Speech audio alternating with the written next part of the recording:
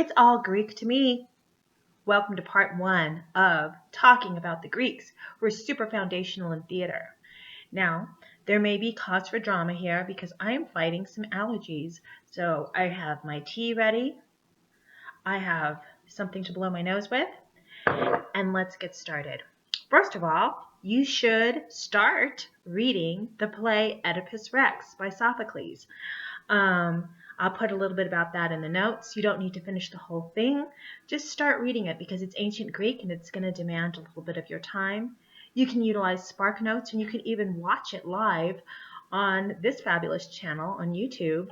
If you search under Oedipus Rex by Sophocles, I believe several performances will come out. I want you to get through the material, so start early, and you can read a little bit of it every day. It's a good show. It's kind of like a telenovela because so many cuckoo banana things happen. And it starts with a plague in Thebes. Plagues. You might know a little something about that, right? Okay, so when we talk about Greek theater, we're talking about 5 BC, so 5 years before Christ. And the Greeks were polytheistic, which means that they had multiple gods, and the gods were kind of like the popular kids in high school. Everybody wanted to be friends with them, and they did stuff to appease them. They would never directly ask them for aid. There's a wonderful graph that goes around Facebook that said that many of the gods or the difficulties that we experienced on Earth were because of the gods. The gods had human frailties.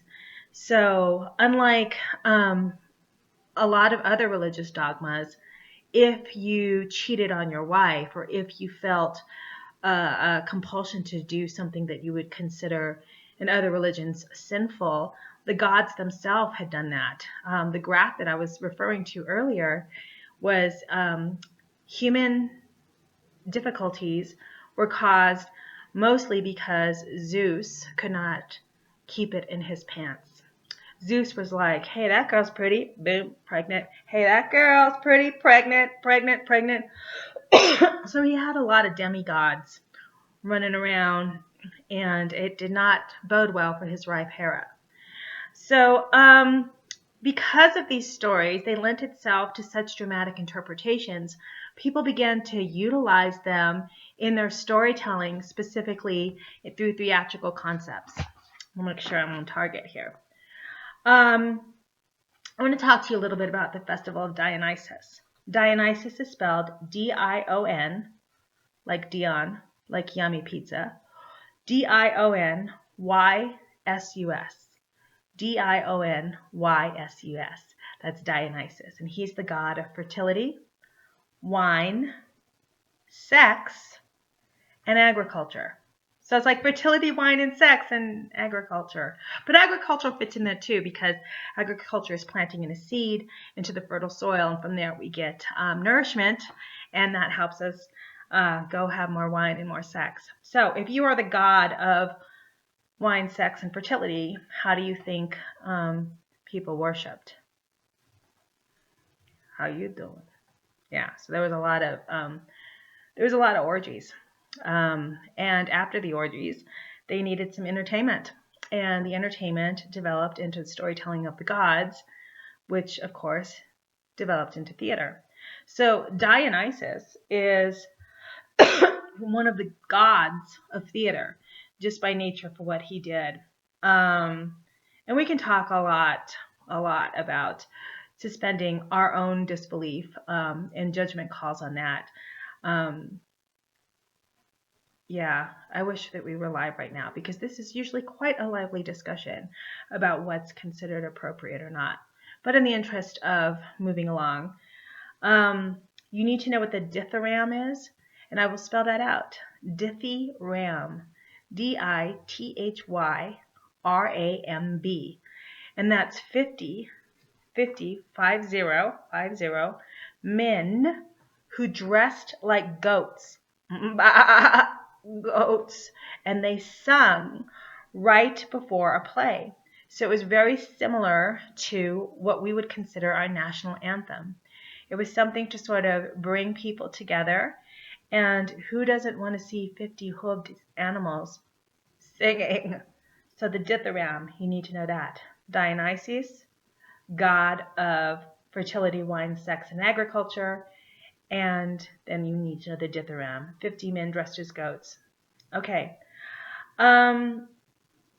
Thespis, Thespis. He was the first person to step out of the chorus. He was in the chorus and he stepped out. And because of that, he is the first actor. And from Thespis, the first actor, we get the word thespian.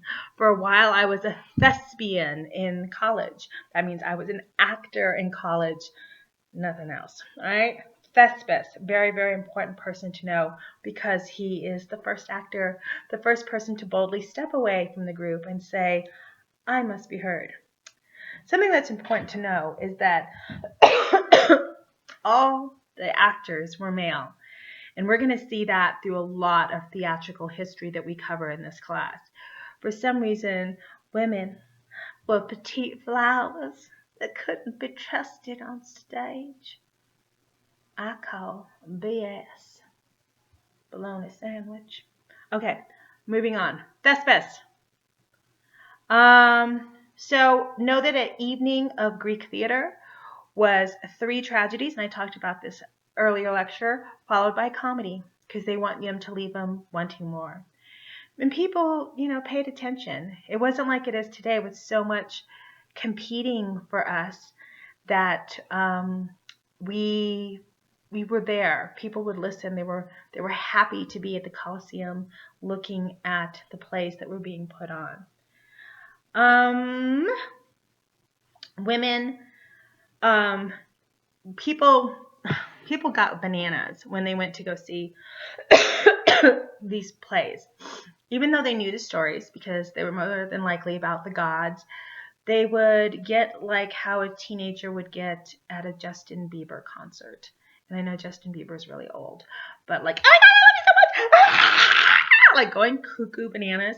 That's what they would do in the shows and plays. And so women fainted. If they were pregnant, they would miscarry. They get themselves into such a state of ecstasis that sometimes just being an audience member itself was inherently dangerous. And it's something that we still see today, right? Mosh pits, or again, teenagers who get themselves so riled up for something that they've heard millions of times before. We're not aliens, right? This is a human sort of compulsion, and that they did that a lot in Greek theater. And I think that that's probably part of the reason why they wouldn't let women on stage, because we were perceived as the weaker sex, and therefore they thought, okay, let's just play it safe and have only big, strong men. Okay, so I need you to know that how the plays were written, comedy, and I'm just going to read this sentence out loud. Comedy was aimed at representing men, by men I mean mankind, as worse than they were in real life, while tragedy as better than they were in real life. So let's break that down. Comedy was aimed as representing men as worse than they were in real life.